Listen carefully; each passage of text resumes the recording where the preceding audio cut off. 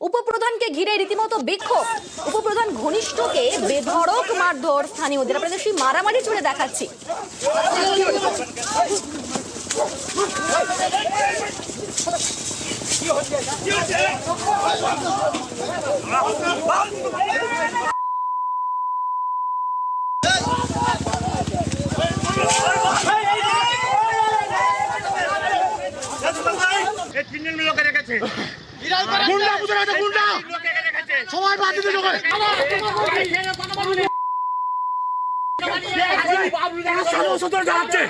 আমাদেরকে বিনা কারণে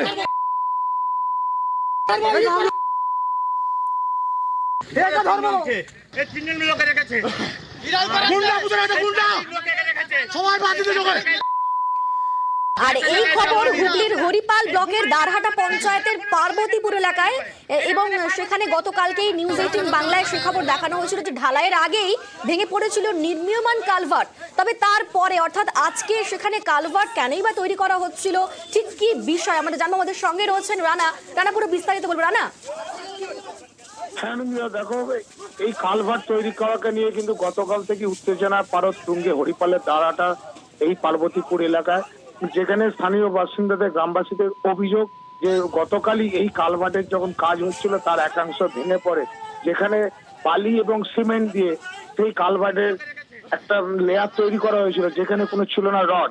আজকে সেই এলাকায় যখন জোর করে উপপ্রধান বাবলু ঘোষ তার নেতৃত্বে দলবল নিয়ে জোর করে যখন তারা আবার কালভার্ট তৈরি করতে যায় তখন গ্রামবাসীরা বাধা দেয়। এর ফলে প্রথমে বর্ষা থেকে তারপরে রীতিমতো মারামারি লাগে, যেটা অভিযোগ গ্রামবাসীদের যে এই যে বাবলু ঘোষ যে তৃণমূলের উপপ্রধান তারই নেতৃত্বে যারা দুষ্কৃতীরা তারা হামলা চালিয়েছে গ্রামবাসীদের উপর।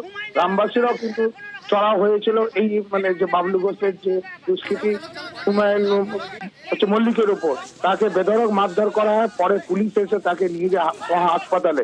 কিন্তু বিষয়টা যেটা হচ্ছে এই যে কালভার্ট তৈরি নিয়ে যে প্রকৃত কি ওয়ার্ক অর্ডার, কি কাজ হবে, কত পরিমাণ টাকা তার বরাদ্দ করা হয়েছে, সমস্ত কিছু অন্ধকারে রেখে কিন্তু একদম শাসক দলের যারা রয়েছেন উপপ্রধান তিনি কিন্তু নেতৃত্ব দিয়ে এই কাজটা করাতেই কিন্তু আজকে গন্ডগোলের সূত্রপাত। ফলে কালকেও কাজ হয়নি, আজকেও কিন্তু কাজ বন্ধ রয়েছে। অনিন্দিতা, বেশ, এবং গ্রামবাসীরা কি বলছেন শুনবো। গতকাল বলেছিল যে ওদিকে যে ঢালাইটা ভেঙে গিয়েছে ওইটা পুনরায় তুলে দিয়ে আবার নতুন করে ঢালাই ঠিকঠাক ভাবে দিয়ে কাজ শুরু করবো। আজকে এসে দেখছি সেই ঢালাই যেটুকু ভেঙে গিয়েছে সেটা না তুলে তার উপর হালকা পোলে দিয়ে ওটার উপর পুনরায় ঢালাই করার প্রস্তুতি নিচ্ছে। আমরা গ্রামবাসীরা তীব্র প্রতিবাদ জানাচ্ছি। আমাদের উপর চড়াও হয়, বাবলু ঘোষ উপপ্রধান ওর নেতৃত্বে তো ও চড়াও হয় আমাদের উপরে এই ঝামেলাটা করে। অবশ্যই বাবলু ঘোষের হাত আছে। নয়ঞ্জলির উপরে বিনা পারমিশনে ঘর ভয় কি করে এইখানে গণেশ ঘোষ বাবলু ঘোষ দাঁড়িয়ে থাকার সত্ত্বেও বিভিন্ন লোক আছে গর্ত ফেলে দিল। আমার এই বাইপাস করা আছে, এই যে পায়ের কি অবস্থা করেছে, এই ব্রিজটা বিনা রডে করা হচ্ছে, বিনা খাবার জন্য এই জিনিসটা করেছে। গতকাল নিউজ 18 বাংলায় খবর দেখানো হয় যে ঢালাইয়ের আগেই ভেঙে পড়েছিল নির্মীয়মান কালভার্ট, এবং নিম্নমানের সামগ্রী ব্যবহার করার জন্য একেবারেই বিক্ষোভ দেখাচ্ছিলেন গ্রামবাসীরা। আজকে উপপ্রধান ঘিরে তাকে ঘিরে শুরু হয় বিক্ষোভ। উপপ্রধান তিনি কি বলছেন শুনুন।